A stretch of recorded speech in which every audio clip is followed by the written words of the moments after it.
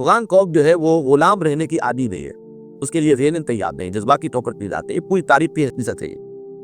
چنانچہ ایک اسی زمانے میں جب روس کے خلاف جنگ جاری تھی اور جہاد ہو رہا تھا افغانستان میں، تو مارگریٹ تھیچر ایک دفعہ آئی تھی پاکستان کے دورے پر، اور وہ طور خمبر جا کے انہوں نے خطاب کیا تھا بھی لوگوں سے، جن میں بڑے تاریخی جملے مجھے آج تک یاد ہیں۔ We learned our lesson and the Russians will also soon learn their lesson۔ Afghanistan کے بارے میں ہم نے سبق سیکھ لیا تھا، ہم نے بار بار فوج کشی کی اور فتح کیا، لیکن اپنا قبضہ برقرار نہیں رکھ سکتے۔ اگر آپ کی کوئی پیش رفت ہو گئی تو آپ کے اوپر زبردست حملہ جو ہے بھارت کا اور افغانستان کی طرف سے، دونوں طرف سے۔ اب آپ شکنجے میں، وہ افغانستان جو ہمارا دوست تھا اور ہم اس کے دوست تھے اور امدادی تھے، الٹی گنتی شروع ہو چکی ہے، لیکن اس سب کے باوجود ابھی امید کا چراغ میرا گل نہیں ہوا، مدھم پڑ گیا ہے، ٹمٹما رہا ہے، لیکن میرا ایک جو امید کا سہارا ہے وہ 400 برس کی تاریخ ہے بھارت کی، اسی خطے سے اسلام کا احیاء ہو، چاہے ہمارے کروڑوں مر جائیں اور اس کے بعد ہندو مسلمان۔ اور یہ پیشین گوئی شاہ ولی اللہ دہلوی کی ہے کہ ایک وقت آئے گا کہ ہندوستان کی اونچی ذات کے لوگوں کی اکثریت اسلام قبول کر لے گی۔ دیکھیے ہمارے ذہن میں خیال بھی آتا ہے تو نچلی ذات کا، شیڈول کاسٹ کا، شودروں کا نہیں، اونچی ذات کے ہندوؤں کی اکثریت جو ہے اسلام قبول کر لے گی۔ تو یا ماضی میں روشنی نظر آتی ہے یا مستقبل میں نہیں، کچھ نہیں۔ ہماری جو بھی غلطیاں ہیں، کوتاہیاں ہیں، وعدہ خلافیاں ہیں، ان کی کیا سزا ہمیں ملتی ہے، ہم اس کے مستحق ہیں۔ تو آپ کے اوپر زبردست حملہ جو ہے بھارت کا اور افغانستان کی طرف سے، دونوں طرف سے۔ اب آپ شکنجے میں، وہ افغانستان جو ہمارا دوست تھا اور ہم اس کے دوست تھے اور امدادی تھے، الٹی گنتی شروع ہو چکی ہے، لیکن اس سب کے باوجود ابھی امید کا چراغ میرا گل نہیں ہوا، مدھم پڑ گیا ہے، ٹمٹما رہا ہے، لیکن میرا ایک جو امید کا سہارا ہے وہ 400 برس کی تاریخ ہے بھارت کی، اسی خطے سے اسلام کا احیاء ہو، چاہے ہمارے کروڑوں مر جائیں اور اس کے بعد ہندو مسلمان۔ اور یہ پیشین گوئی شاہ ولی اللہ دہلوی کی ہے کہ ایک وقت آئے گا کہ ہندوستان کی اونچی ذات کے لوگوں کی اکثریت اسلام قبول کر لے گی۔ دیکھیے ہمارے ذہن میں خیال بھی آتا ہے تو نچلی ذات کا، شیڈول کاسٹ کا، شودروں کا نہیں، اونچی ذات کے ہندوؤں کی اکثریت جو ہے اسلام قبول کر لے گی۔ تو یا ماضی میں روشنی نظر آتی ہے یا مستقبل میں نہیں، کچھ نہیں۔ ہماری جو بھی غلطیاں ہیں، کوتاہیاں ہیں، وعدہ خلافیاں ہیں، ان کی کیا سزا ہمیں ملتی ہے، ہم اس کے مستحق ہیں۔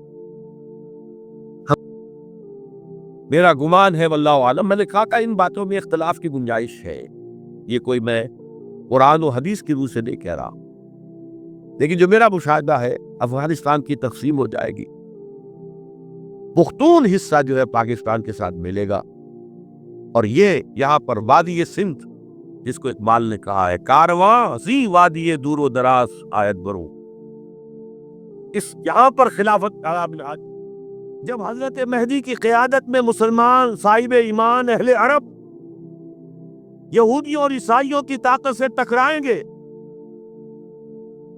تو ان کی مدد کے لیے دو جانب سے اللہ تعالیٰ کچھ بھیجیں گے مدد۔ ایک تو آخری مرحلے میں مدد آئے گی، حضرت مسیح عیسیٰ ابن مریم کا نزول، جو یہودیوں کی طرف رسول بنا کر بھیجے گئے تھے، انہیں یہودیوں نے اپنے خیال میں سولی پر چڑھا دیا، لیکن اللہ نے فرمایا وما صلبوہ وما قتلوہ ولکن شبہ لہم، بل رفعہ اللہ الیہ، اللہ تو اپنی طرف اٹھا کر لے گیا۔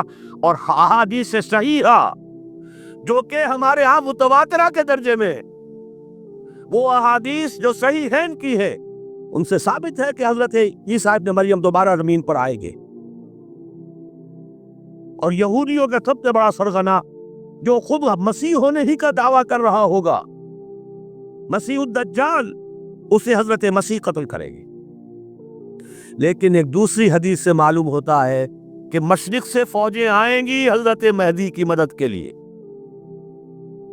یخرجون ناس من المشرق یؤتون للمہدی یعنی سلطانہ، مشرق کی طرف سے فوجیں آئیں گی کہ جو مہدی کی حکومت کو مستحکم کرے گی۔ خراسان کا لفظ آتا ہے ایک دوسری حدیث میں، خراسان سے 6 عالم چلیں گے، انہیں کوئی نہیں روک سکے گا یہاں تک کہ وہ یروشلم میں جا کر رسم ہو جائیں گے۔ اور حضور کے زمانے میں اچھی طرح سمجھ لیجئے، ہند کسے کہتے تھے حضور کے زمانے میں؟ پاکستان ہند میں شامل نہیں تھا، سندھ و ہند، سندھ ایک مکمل ملک تھا، ہند اس کے بعد شروع ہوتا تھا۔ یہ راجپوتانے کا اور تھر کا ڈیزرٹ جو ہے، اس سے آگے جو ہندوستان ہے وہ ہند تھا۔ یہ جو ہمارا پاکستان ہے یہ ہمیشہ ہند میں شامل نہیں رہا، حضور کے زمانے میں بالخصوص سندھ و ہند، دریائے سندھ چلا آ رہا ہے۔ یہ ساری ٹریبیوٹریز جو پنجاب کے اندر اس کی ہے، یہ سب ایک علیحدہ ملک ہے جو اس زمانے میں سندھ کہلاتا تھا۔ اور نمبر 2 یاد کیجئے، اس زمانے میں خراسان ایک علاقہ تھا جس میں موجودہ افغانستان کا 2/3، تھوڑا سا حصہ ایران کا، اور جہاں تک میں تحقیق کر سکا ہوں آج تک پاکستان کا بھی علاقہ، خاص طور پر مالاکنڈ ڈویژن جو اس خراسان میں شامل ہے۔ خراسان سے 6 عالم چلیں گے جو جا کر یروشلم میں نصب ہوں گے۔ یہاں بھی ایک نقطہ نوٹ کر لیجئے، پہلے بھی یروشلم ہم سے چھینا تھا۔ کس نے چھینا تھا؟ عیسائیوں نے، کروسیڈرز۔ واپس کون لیا؟ کس نے لیا؟ عربوں میں دم نہیں تھا، عرب عیاشیوں کی وجہ سے کھوکھلے ہو چکے تھے۔ واپس لینے والا صلاح الدین ایوبی، کرد خون۔ اب دوبارہ یروشلم لیا جا چکا۔ چھینا کن سے گیا؟ عربوں سے۔ عرب واپس لے سکتے ہیں؟ کوئی اندیشہ اگر ہو سکتا تھا عراق کے بارے میں کہ شاید اس کے ایٹمک دانت نکل آئے، جو سازش کی گئی، جس طرح اس احمق اور پاگل صدام حسین کو دام میں پھنسایا گیا۔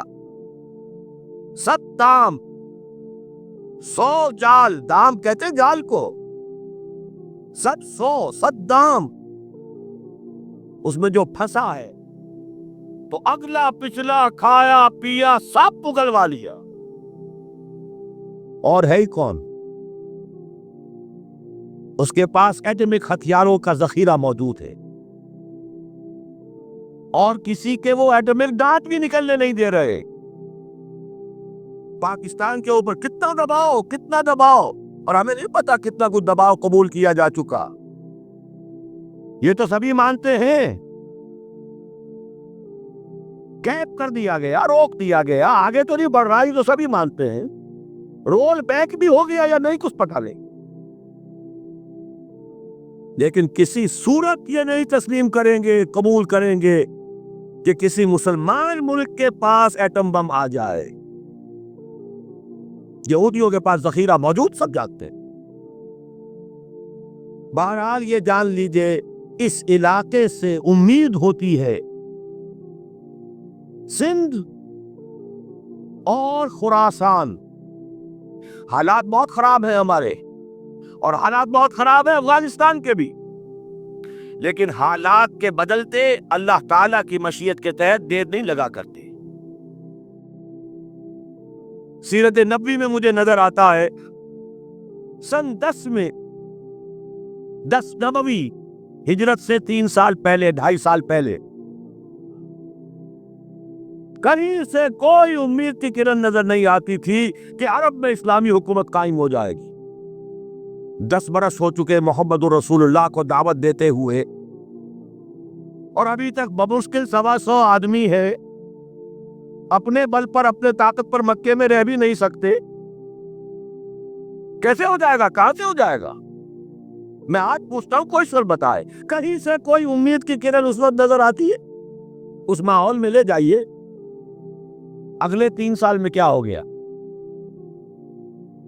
پہلے سال 6، اگلے سال 12، اس سے اگلے سال 72، اور بیعت عقبہ ثانیہ ہجرت، اور وہاں سے اب حضور کی طرف سے انیشیٹ شروع ہو گیا، انیشیٹو. تو ہم نہیں کہہ سکتے اللہ تعالیٰ کی قدرت، اللہ کی مشیت. یہ یقین ہے کہ دنیا کے خاتمے سے پہلے نظام خلافت قائم ہوگا اور تمام دنیا میں ہوگا. ظاہر ہے کہیں پہلے کسی ایک جگہ سے ہوگا، جیسے حضور کے زمانے میں ہوا. اگر بیک وقت پوری دنیا میں ہو سکتا تو حضور کے دست مبارک سے ہوتا. اگر حضور کے دست مبارک سے بھی ایک ملک میں ہوا، جزیرہ نما عرب میں ہوا، پھر حضور کے امتی ہیں نا، ابو بکر ہے، عمر ہے، عثمان ہے، صحابہ کرام کی فوجیں نکلی ہیں، امتی ہیں، امتیوں کے ہاتھوں اس کی توسیع ہوئی.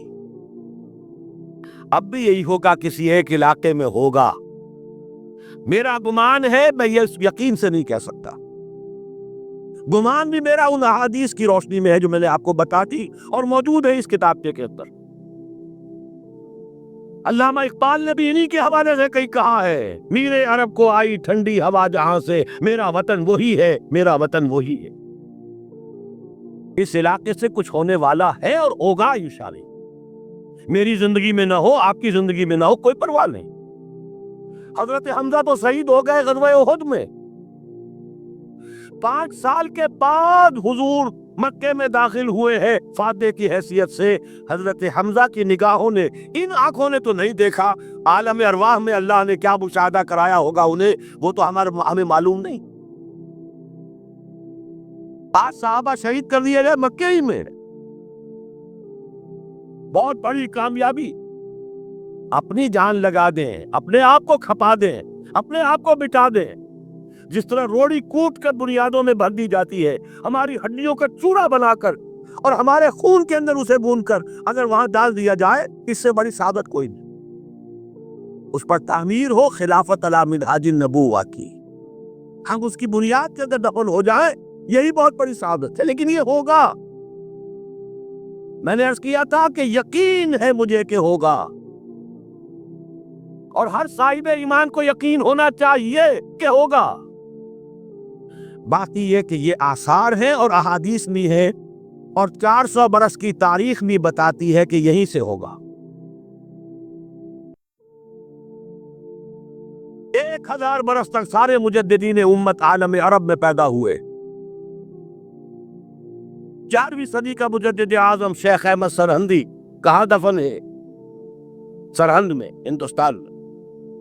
12ویں صدی کا مجدد اعظم شاہ ولی اللہ دہلوی کہاں دفن ہے؟ دہلی میں. 13ویں صدی کا مجدد اعظم سید احمد بریلوی، ان کے تو قبر بھی معلوم نہیں، لیکن ان کا خون جذب ہوا دریائے کنہار میں، اور ان کے سینکڑوں ساتھیوں کی لاشیں اس بالا کوٹ کے مقام پر.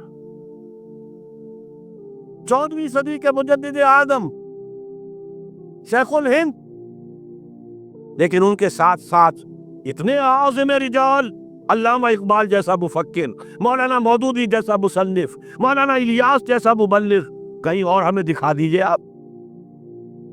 میں کل کہیں عرض کر رہا تھا، دیکھیے پہلے جو ہے 1000 برس تک ہر خیر ہندوستان میں باہر سے آ رہا تھا. معین الدین اجمیری باہر سے آ رہے ہیں، شیخ علی حجویری باہر سے آ رہے ہیں، سندھ میں جتنے اولیاء دفن ہیں سب کے سب باہر سے، ایران سے چلے آ رہے ہیں. لیکن جیسے ہی 11ویں صدی شروع ہوئی، ریورس ہو گیا آرڈر. اب سلسلہ مجددیہ نقشبندیہ اب ہندوستان سے نکل کر پھیل رہا ہے. پورا افغانستان، پورا ترکستان، تمام یہ ترک ریاستیں جو آزاد ہوئی ہیں ابھی USSR کے خاتمے کے بعد، یہاں تک کہ سائپرس، جزیرہ قبرص، پورا ترکی جو اب بھی ہے موجودہ ترکی، سلسلہ مجددیہ نقشبندیہ کہاں سے چلا؟ ہندوستان